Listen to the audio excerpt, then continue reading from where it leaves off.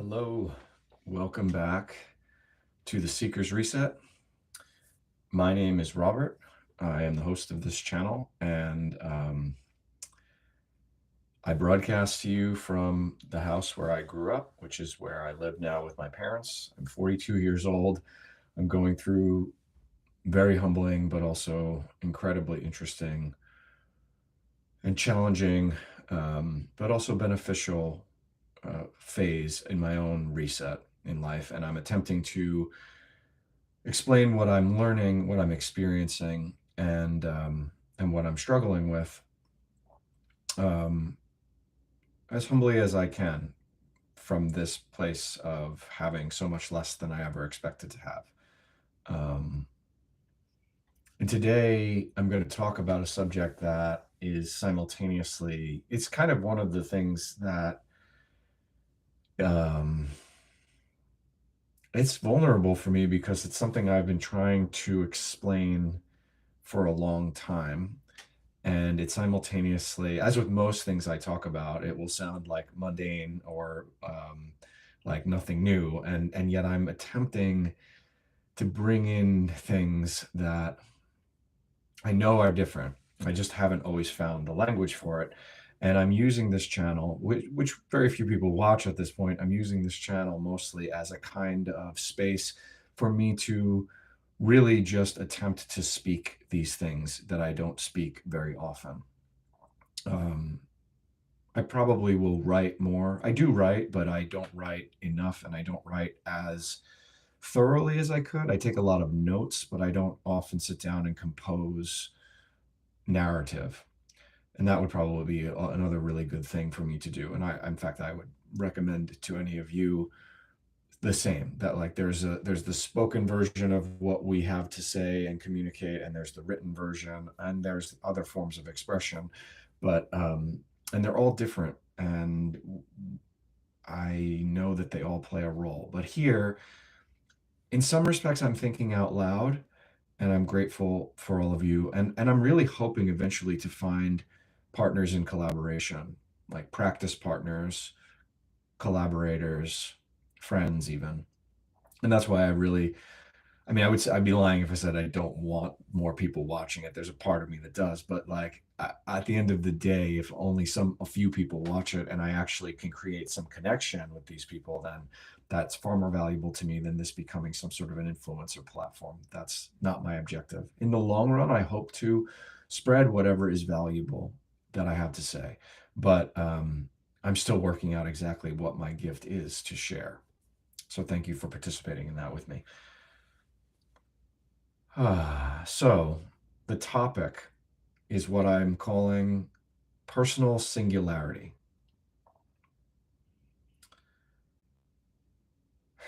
Singularity, as it's most often defined, like there's a lot of scientific definitions for it. Um, and a lot of it has to do with when technology, especially AI, becomes essentially um, what's the word, like independent of humans. Like it's the point at which technology no longer needs us, and it suddenly becomes self-organizing, self-propagating. Some would even say sentient, potentially. We could have all sorts of fun conversations about that. But I speak of singularity in a different way, and I don't think it's entirely unique. I liken it to the moment when Neo wakes up in the Matrix, like the sudden sense of knowing who he is, how he fits into things, how to move through the reality that he's in, and knowing that he is, in fact, someone specific, right? So in the movie The Matrix, he is the one. So that's kind of vaunted. But imagine that all of us can have a singularity moment where, or a process by which we simply discover and experience exactly who we are. And I talked about this in the last episode, how who we are is a combination essentially of what's what's in our soul, like from pre-birth, And then all of the things that we've experienced, the things we've done, the things that have been done to us, our beliefs, our emotions, our passions, our desires, etc. And how eventually we wind up going into our own chrysalis if we choose. And the caterpillar contains all that stuff that I just described and goes into the chrysalis, and then we come out as a purer version of ourselves. You could say, like, meeting our fuller potential. But that fuller potential contains everything else that went into it, right? So it's not like we just revert back completely to who we should have been, quote unquote, at birth if we had been cared for in some sort of immaculate way, right? I think immaculate conception. By the way, immaculate conception is a beautiful thing, but like you also need immaculate upbringing and immaculate, like education, and like for a real human being, it would have to be immaculate on many levels. It couldn't just be immaculate in the conception. Although hypothetically, I guess if there was an immaculate conception, the parents would be at such a high level of consciousness that they would probably be able to support all of those other aspects of their child's birth and rearing and growth. But I'm diverting.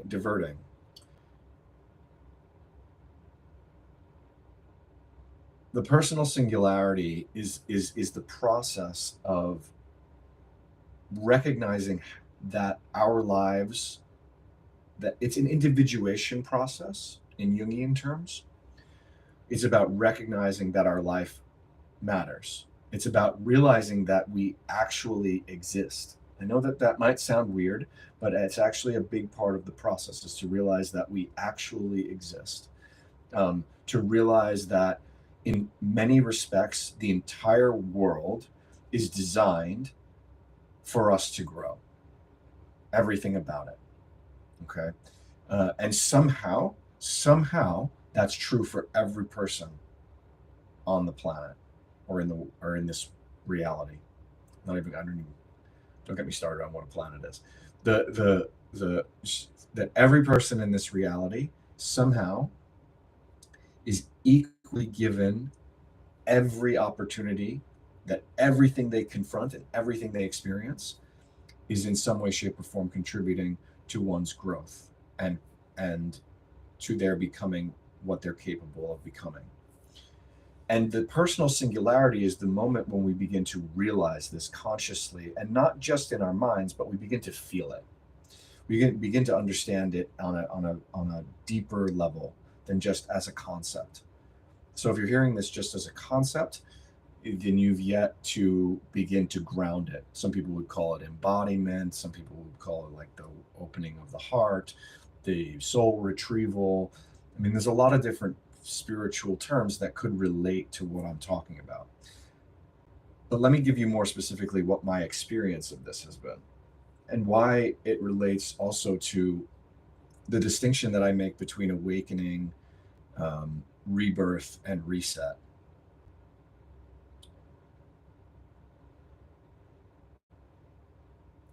Well, okay. My experience was that I went through many awakenings. Okay. And each awakening, you could say, added or removed, some of both, layers. Some awakenings took me more into awareness of my own health. Uh, Actually, you could say that almost every awakening I've had has revealed new layers of what health is. So, like, first it was psychological and mental.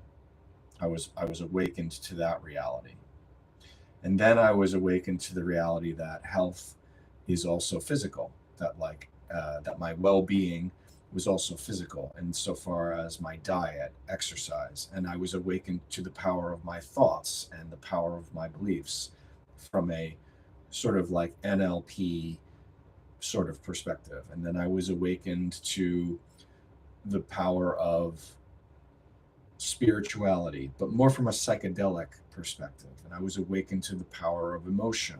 And then I was awakened to the power of the soul.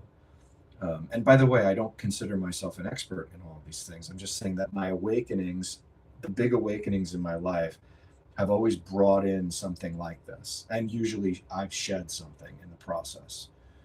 But the rebirth experience was the truest shedding. Because up until the rebirth, I didn't really have a sense of what the difference between me and my ego was. And then even after the rebirth, I actually doubled down on my ego, thinking that I was doing the opposite. I thought that I was becoming more of my soul, and I actually was becoming more of my ego. And I didn't know that. And then, but what happened also in that rebirth and prior, but specifically in the rebirth, it was like I stepped into a completely different life. I had had this experience a couple of times, no, 3 or 4 times in my life. But the rebirth that I had in 2019, it felt like I actually stepped into a new reality and that I couldn't go back. And it was impossible. And as a result, I let go of everything in my life. It seemed necessary because I felt like something has changed. And it coincided within months, only within a couple of months, actually within a month of COVID. I went through this rebirth in October of 2019. In November of 2019, COVID started to percolate. By the end of 2019, COVID was officially considered a thing. And by my birthday, literally the weekend of my birthday, COVID was labeled a global pandemic, and the lockdown started. So let me explain to you how this illustrates the personal singularity. My rebirth, and this is going to be true for everybody somehow, and this is where I can't comprehend how the universe, God, can construct something this incredible. Every single one of us, if I'm right, will go through an experience of being reborn that exactly coincides with events in the larger world that connect with your own rebirth.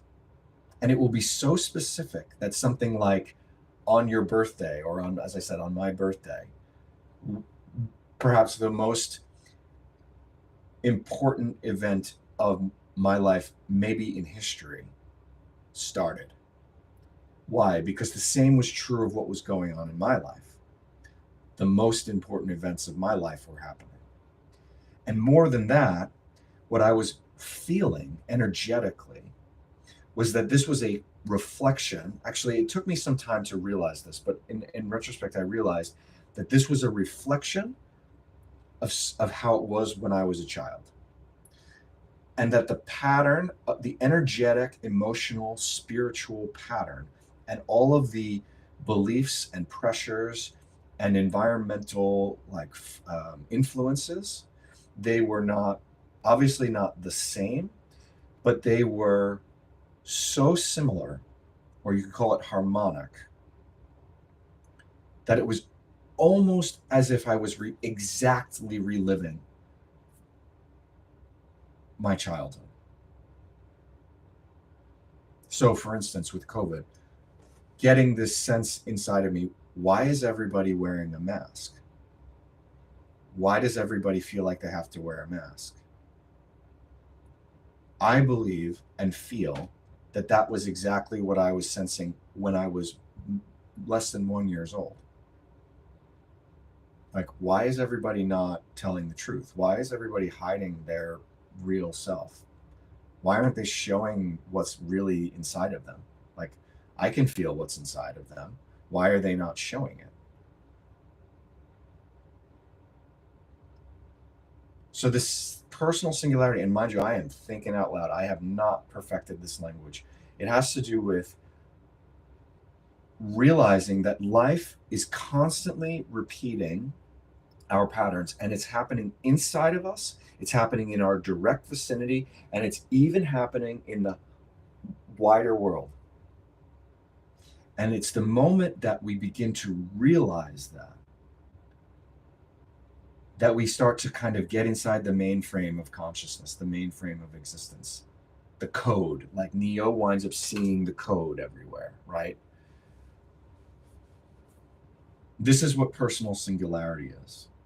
It does not, however, free us. We still need to learn how to exercise our will. I'm so far from figuring this out. We still need to learn how to exercise our will within this context. But the personal singularity is the recognition that we exist in some kind, I mean, you could call it a simulation, but I don't want to go that far. That's not, I don't think that way quite yet. But that we exist in some sort of a reality that is constantly arranging itself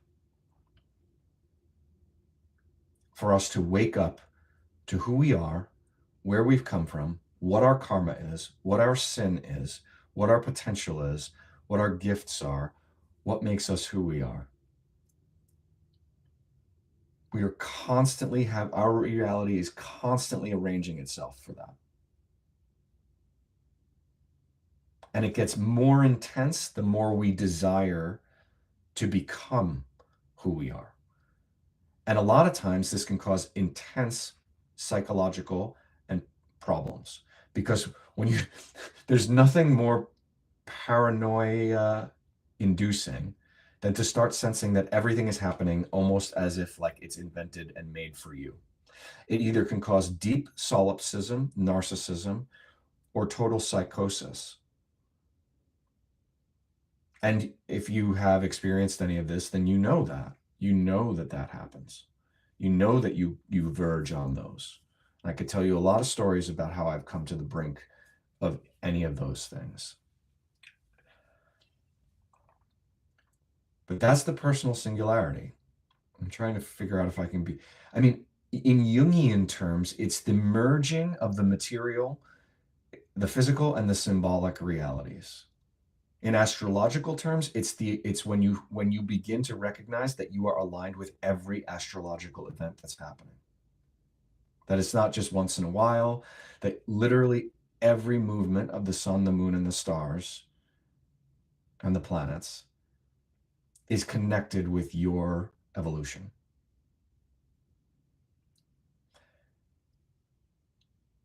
If you have the desire to become who you are and to heal that deeply and to know yourself.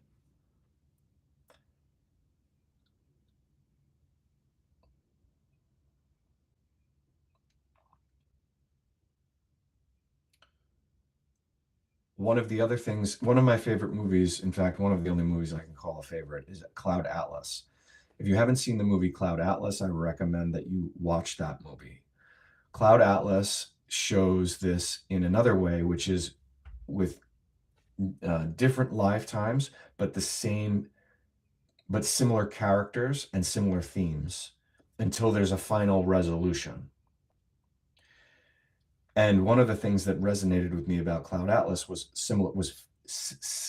resemblances among people.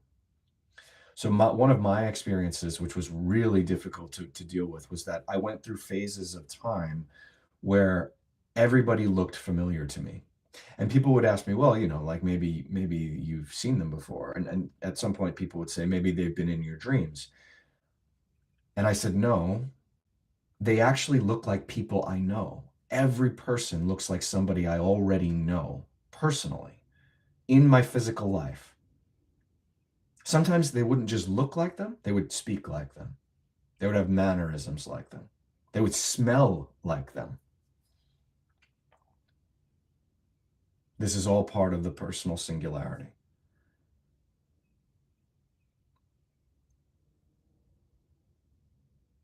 Timing, cycles of time, where you start to recognize that the cycles of time in your own life are somehow aligning with cycles of time in the broader collective. And you start to pick up on the patterns and the cycles of time. So dates, tracking dates in your life will become something that you recognize. You'll be like, and they'll start to feel almost like portals. Like you'll sense, oh, I'm experiencing, and you could call it trauma loops too, in a basic way. Oh, I'm experiencing a sense of like something scary is coming. And then you'll think back on your life and you'll say, oh wow, like, you know, in 2 days from now, let's say in my life, one of the big ones was a surgery that I had when I was 5, an inguinal hernia surgery. And I became aware that this date was coming into my life at a moment of truth. And so it gave me a sense like I need to make a different choice right now. Now, I was only 5 back then, so you say, like, what kind of choice did I make? But the truth is, we make choices early in life. We're just not that aware of it. And even if we didn't, we can make choices on behalf of who we were back then, as if we could have made the choice. So as if when I was 5 years old, if I had the consciousness that I have now, what choice would I have made relative to this surgery? And the answer for me in that instance was to recognize that the surgery was not necessary, that it was a physical, emotional, spiritual issue, and that the surgery set me on a path of trying to solve those emotional and spiritual issues purely physically. Now, you could say maybe the surgery might have been useful. I don't know. But only if it had been accompanied by a holistic understanding of the emotional and spiritual and traumatic underpinnings of it, which had everything to do with the unsafety in my house. Right, I felt completely unsafe in my own home throughout my childhood, and at the age of 5, something about that literally burst inside of me. I think it was anger. So this date became an opportunity to think about how do I adjust my relationship with the things that caused me to need the surgery. Cycles of time, dates, names, faces, repeating events.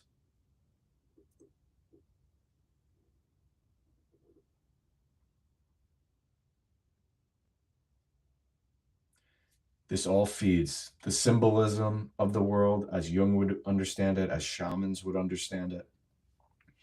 Then there's your dreams. We haven't talked about dreams and how those come in.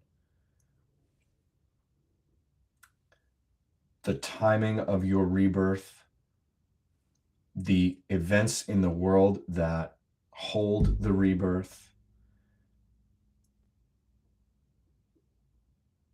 All of it starts to come together into this sense of I exist. And the biggest challenge is not to become solipsistic. And I did for a period, because you could think you're the only person in the universe, but you're not. This is actually happening to everyone in different ways. Only the difference with you is you are embracing it and asking for it more, if you're watching this. But it is available to everyone. Let that cause you wonder and awe. I'm going to let that sit as the final thought here, that somehow, some way, this reality is arranged so that everyone experiences what I'm describing.